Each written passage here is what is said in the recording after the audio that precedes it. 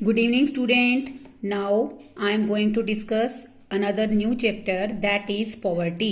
इस चैप्टर के अंदर बेटे कॉन्सेप्चुअल बेसिस में हमें क्या क्या दे रखा है कि पॉवर्टी क्या है and who are the poor, actual में पुअर कौन है और क्या पॉवर्टी के ट्रेंड्स हैं बेटे, नंबर ऑफ परसेंटेज बीपीएल कितने हैं, हमारे देश के अंदर पॉवर्टी के क्या रीजंस हैं, क्या क्या बेसिकली गवर्नमेंट ने स्टेप्स लिए हैं पॉवर्टी को एरेडिकेट करने के लिए under the poverty alleviation programme. अब देखो बेटे हम लोग बात करते हैं आज के टॉपिक की that let's to what is poverty and who are the poor. अब देखो बेटे पॉवर्टी क्या है, पॉवर्टी का अर्थ होता है बच्चों निर्धनता। पॉवर्टी एक बेसिकली एक इनएबिलिटी है to fulfil the minimum requirements. बेटे जब एक व्यक्ति अपनी न्यूनतम आवश्यकताओं को पूरा नहीं कर पाता तो बेटे उसको हम लोग क्या कहते हैं, पॉवर्टी। अब हम बात करते हैं what are the minimum requirements. वैसे तो बेटे मिनिमम रिक्वायरमेंट अपने आप में एक डिबेटेबल क्वेश्चन है।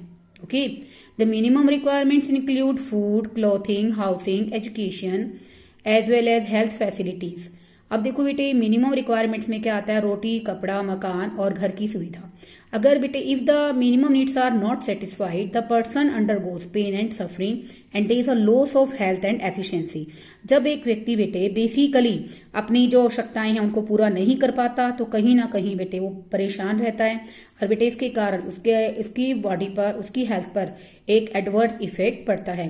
There is a loss of health and efficiency, sickness and disability renders him helpless in all walks of life. इसका मतलब क्या है बेटे, अगर वो व्यक्ति बीमार होगा, नो डाउट बेटे डिसेबल होगा, तो कहीं ना कहीं बेटे ये सब चीजें उसे जीवन के हर एक क्षेत्र के अंदर क्या बना देगी, अयोग्य बना देंगी। Generation after generation he lives in poverty, grow in poverty and dies in poverty. बेटे पीढ़ी दर पीढ़ी वो निर्धनता में जन्म लेंगे। एक निर्धन व्यक्ति के घर बच्चा जन्म ले रहा है बच्चों, तो बेसिकली वो क्या है, निर्धन है। निर्धनता में जन्म लेते हैं, निर्धनता में ही बड़े हो जाते हैं और एक पॉइंट ऑफ टाइम के बाद निर्धनता में ही मर जाते हैं। तो इसका कहने का मतलब है पॉवर्टी ब्रीड्स पॉवर्टी, निर्धनता को जन्म देती है। तो बेटे इसके अंदर दो बेसिक क्वेश्चन तैयार हो गए हैं आपके कि पॉवर्टी क्या है। पॉवर्टी एक इनएबिलिटी है to fulfil the basic requirement and who are the poor, the people who are not able to fulfill their minimum requirements are considered as poor। अब हम बात करते हैं बेटे रिलेटिव और absolute poverty. Relative poverty and absolute poverty are two variants of poverty. हमारे बेटे poverty के वेरिएंट्स दो हैं, एक तो है बच्चों रिलेटिव और दूसरा है student absolute poverty. Following is there brief description. बेटे इसकी ब्रीफ डिस्क्रिप्शन हमें दी हुई है। नंबर 1 है बेटे इसके अंदर बेसिकली रिलेटिव पॉवर्टी। रिलेटिव पॉवर्टी क्या होती है, it refers to the poverty across different classes, region और कंट्री। देखो बेटे इसका अर्थ बेटे क्या है रिलेटिव पॉवर्टी का, इट रेफर्स टू पॉवर्टी ऐसी निर्धनता बेटे जिसमें हम लोग डिफरेंट क्लासेस, विभिन्न वर्गों की, विभिन्न क्षेत्रों की, विभिन्न देशों की आपस में क्या करते हैं, कंपेरेटिव एनालिसिस करते हैं। अब द कंट्री और class of a people whose level of living is low. देखो बेटे एक देश या एक वर्ग जहां पर बेटे लोगों का स्टैंडर्ड ऑफ लिविंग लो है, are treated as a poor, उनको हम लोग पुअर ट्रीट करते हैं इन कंपैरिजन टू, किसके कंपैरिजन में, द क्लास और country of the people where the people of standard या standard of living of the people are also high. इसका मतलब बेटे वैसे वो पुअर नहीं है, these are not the poor but they are poor when they are relatively comparison to the other countries. अगर बेटे हम लोग हमारी इंडिया की कंपैरिजन डेवलप कंट्री से करेंगे तो डेवलप्ड कंट्री की कंपैरेटिवली हमारे देश के अंदर बेसिकली निर्धनता क्या है, बहुत ज्यादा है। अब relative poverty is also interpret in terms of inequality of income with in a country. Relative poverty को हम लोग देश के अंदर अनइक्वल का मतलब क्या, असमान आय के वितरण से भी परिभाषित कर सकते हैं। Unequal distribution of income basically क्या अर्थ होता है इसका, बेटे इसका अर्थ ये है कि बेसिकली हमारी इकोनॉमी के अंदर ऐसे लोग भी हैं बेटे जो 5,000 रुपये कमाते हैं, ऐसे भी हैं बेटे जो 50,000 कमाते हैं, ऐसे भी हैं बेटे जो 5 लाख कमाते हैं। There are so much variation in the distribution of income. बेटे हमारी सोसाइटी में बहुत सारी ऐसी प्रॉब्लम्स हैं जो सिर्फ और सिर्फ किसकी वजह से है बच्चों, अनइक्वल डिस्ट्रीब्यूशन ऑफ इनकम। अब देखो बेटे for example in India share in the national income, अगर हम बात करते हैं 20% बेटे जो बॉटम पीपल हैं उनके पास सिर्फ नेशनल इनकम का 8.1% है, और जबकि बेटा जो 20% टॉप प्रायोरिटी लोग हैं, टॉप पर्सन पॉइंट पे आते हैं, उनके पास नेशनल इनकम का 45.3% है। तो इसका मतलब बेटे ये सब बातें क्या कंसीडर करती हैं, ये सब बातें हमें बताती हैं कि किस तरह हमारे देश के अंदर इनकम का डिस्ट्रीब्यूशन क्या है, हाईली स्क्वीड। स्क्वीड का मतलब क्या होता है बच्चों, अनइक्वल है। सेकंड पॉइंट हम लोग डिस्कस करेंगे बच्चों, ऑब्सोल्यूट पॉवर्टी। ऑब्सोल्यूट पॉवर्टी के अंदर बेटे हम लोग ऑब्सोल्यूट पॉवर्टी को कैसे मेजर करते हैं, बाय द पॉवर्टी लाइन। देखो बेटे पॉवर्टी लाइन क्या होता है, ऑब्सोल्यूट पॉवर्टी को मापने के लिए पॉवर्टी लाइन को यूज किया जाता है। पॉवर्टी लाइन क्या है बच्चों, यहाँ पर एक कट ऑफ पॉइंट है जो बेसिकली क्या करता है, पर कैपिटा एक्सपेंडिचर, प्रति व्यक्ति खर्च के हिसाब से यहाँ पर हम लोग एक कट ऑफ पॉइंट बनाते हैं जो डिवाइड करता है लोगों को, जो बेसिकली रीजन ऑफ उस देश के कह सकते हैं हम लोग, उस क्षेत्र के जो लोग हैं उनको डिवाइड कर देता है पुअर और नॉन पुअर के अंदर। तो बेटे पॉवर्टी लाइन क्या है, एक कट ऑफ पॉइंट है, पर कैपिटा एक्सपेंडिचर के आधार पर हम इसको डिसाइड करते हैं। और नो डाउट बेटे ये क्या करती है, उस क्षेत्र के लोगों को पुअर और नॉन पुअर में डिवाइड कर देती है। अब देखो बेटे बेसिकली अगर हम बात करते हैं, इसी पॉवर्टी लाइन को हम लोग क्या कहते हैं, हेड काउंट रेशो भी कहते हैं, and this is also known as poverty incidence ratio. क्योंकि पॉवर्टी इंसिडेंस रेशो क्या बताती है कि हमारे देश के अंदर बीपीएल का परसेंटेज कितना है। अब देखो बेटे यहाँ पर in India the person who spend 816 rupees on a consumption in rural areas and rupees 1000 in urban areas per month are treated as below poverty line. Bharat के अंदर बेटे गांव में 816 रुपये कंज्यूम करता है पर मंथ कोई व्यक्ति, और 1000 रुपये वो कंज्यूम करता है स्टूडेंट अर्बन एरियाज के अंदर। तो बेटे हम उसको क्या कंसीडर करते हैं, बिलो पॉवर्टी लाइन। अगर हम बात करते हैं बेटे न्यू ऑफिशियल लाइन की, न्यू ऑफिशियल यानी कि नई बनाई गई बेटे हमने ऑफिशियल जो line new poverty line create की है बेटे 2011-12 के अंदर, उसके अकॉर्डिंग बेटे हमारी इंडिया के अंदर पॉवर्टी रेट कितनी है, 21.9% है। In terms of total number of absolutely poor 21.9% in India covers over 50% of absolutely poor in the world. इसका मतलब क्या है, अगर हम बात करें बेटे हमारे देश के अंदर 21.9% जो इंडिया के अंदर बेटे पुअर पीपल कंसीडर हो रहे हैं, वो वर्ल्ड के क्या है 50% है। अभी बेटे आपको बिल्कुल यही बात दोबारा से बता रखी है कि पॉवर्टी लाइन क्या है।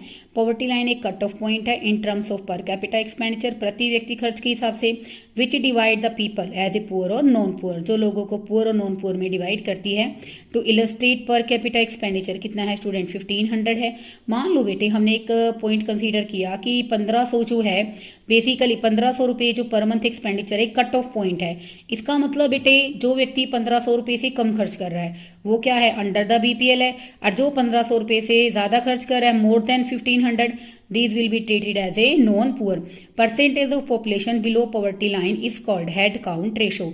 जो बेटे लोगों का जो परसेंटेज है किसके अंदर, बिलो पॉवर्टी लाइन में, उसको हम लोग क्या कहते हैं बच्चों, बेसिकली हेड काउंट रेशो और पॉवर्टी इंसिडेंस रेशो भी कहते हैं। Should the poverty line cut off be determine in income और इन टर्म्स ऑफ कंजम्पशन। वैसे तो बेटे देखो पॉवर्टी लाइन को हम लोग दोनों ही तरीके से डिसाइड कर सकते हैं, डिटरमाइन कर सकते हैं इनकम के आधार पर भी और इन टर्म्स ऑफ कंजम्पशन के आधार पर भी।